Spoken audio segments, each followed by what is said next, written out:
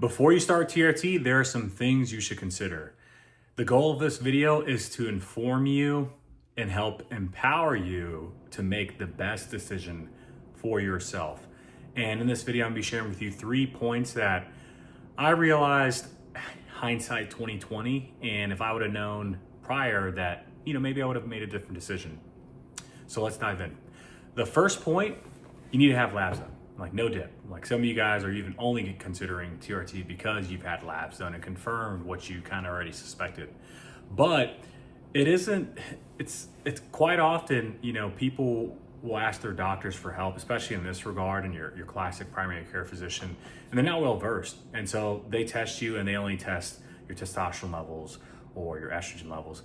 But you need to get labs for the whole picture. Your FSH, your LH, your estrogen, free and total testosterone.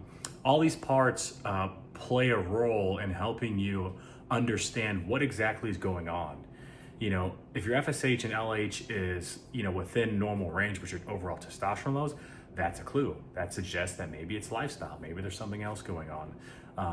But don't take my word for it. If you get those labs done, you either request it from a third party. There's plenty of private companies that'll do that for you, or encourage, beg your doctor, force your doctor to order you those labs. You can get those labs and either get your doctor's feedback from that or put it in ChatGPT. Put it in ChatGPT and ask for some feedback. I've done it. It's helped me in the past. But I'm not a doctor. This is not medical advice. Take that with a grain of salt and go with your gut on that one. So get labs, understand the whole picture. The next part, you might be deficient. You might have lower testosterone because you haven't even treated nutrient deficiencies. If you're deficient in vitamin D, your testosterone is gonna be lower. If you're deficient in zinc, your testosterone is gonna be lower. If you're deficient in magnesium, your testosterone is gonna be lower. So I'd highly encourage you to hop on some company's website, do a little Google search, and get your vitamins and minerals tested. I know a website, it's called equilife.com. But if you want, I know I don't get paid for this. This isn't an advertisement. It's just a tool that I've used that's helped me. And if you want that link or whatever other suggestions, just drop a comment, I'll help you out.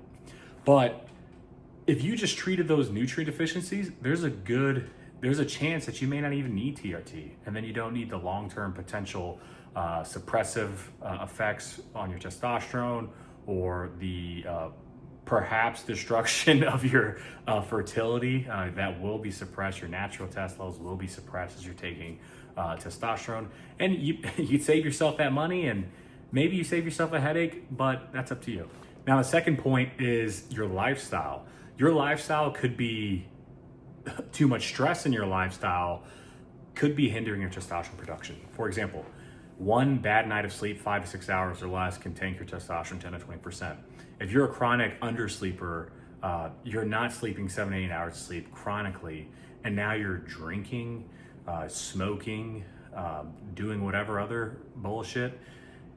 These all have compounding effects and are gonna overall lower your testosterone. Deficient 5 to 6 hours of sleep, 100% lowers your testosterone, especially when you're doing that regularly. Alcohol too, for your body to get back to transferring its hormones through the liver or whatnot. The body has to detox itself first before it can, or the liver has to detox itself first before it can go on to producing testosterone and other hormones. So if you're casually drinking, you're getting hooked up every weekend, you're a little party animal, or you're casually knocking a couple back every night, because why not? That's playing a role. Now you mix that in with bad sleep, processed food diet that's got a bunch of artificial ingredients, preservatives that have been shown to be hormone disruptors and upset your fertility and then cause inflammation in the body. And all these stressors have a cumulative effect. If your diet was perfect and then you were sleeping 5 to 6 hours a night, you'd probably have some resilience towards that. Or if you're drinking here and there, but you got everything else dialed in, you're gonna be okay. But if you're compounding all these negative things, they add up. Now you mix in your vitamin nutrient deficiencies, what's going on? So this third point, it's a little more broad. I gotta kind of, depending on who my audience is, I kind of have to tailor it to the lowest common denominator. But you need to be training. You need to lift weights. You need to be lifting weights consistently. If you're not doing that consistently, you are lowering your overall testosterone. Lifting weights, building muscle, increases your testosterone sustainably for a longer amount of time. Dude, like, not only that, the mood boost, my life is worse when I'm not lifting. I will miss lifting. I will literally be depressed.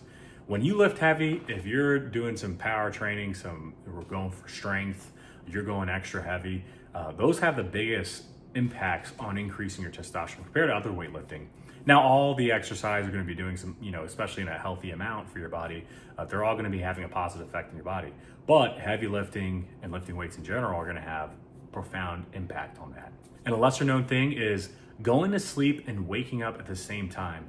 This does wonders with helping out our circadian rhythm, and your circadian rhythm plays a vital role in your hormones. If you're waking up and going to sleep at the same time, waking up at the same time consistently, going to sleep at the same time consistently, you're helping your body optimize for its hormone output, and you will overall have higher testosterone. So notice how I haven't brought up supplements. That's because although they can be helpful, like ashwagandha, Fedoja agrestis, Tomcat Ali stack that came from Andrew Huberman, for sure those can help you, if it applies to your situation. However, what I just described to you are the big blocks. The treating micronutrient deficiencies, training, lifting weights, getting good sleep, cutting out a lot of processed foods, sticking to whole foods, all those things are the big blocks. And those are gonna have the biggest impact on increasing your testosterone. And keep in mind, all these points, they have this cumulative effect. If you're acing everything but you eat like shit, you're probably, it's like a give and take. But if you want to optimize for your natural hormone production, you gotta get the alcohol out. You gotta stop eating the processed foods. You gotta train. You gotta get some sunlight. You gotta treat your micronutrient deficiencies. Probably get tested. Start with some zinc. Start with some vitamin D. Maybe some magnesium. And I'm sure there's some others. Like boron is a popular one too, which you can get from raw unfiltered honey, by the way. So in conclusion, I just wanted to bring this to you, the viewer, to maybe you don't need it. Let's be honest. I'm sure it's exciting. For me, I knew I didn't need it, and I knew I was opening a door, but I wanted to do it anyways. It was fun. I don't regret it. But you're opening a door. So keep that in mind. You may not even need it. And if you optimize for those other things, then maybe save yourself the money. But that's up to you. I'm not a doctor. This is not medical advice. Hopefully this helped you. And if you got value from this video, like, subscribe, drop a comment. Yeah, thanks for watching.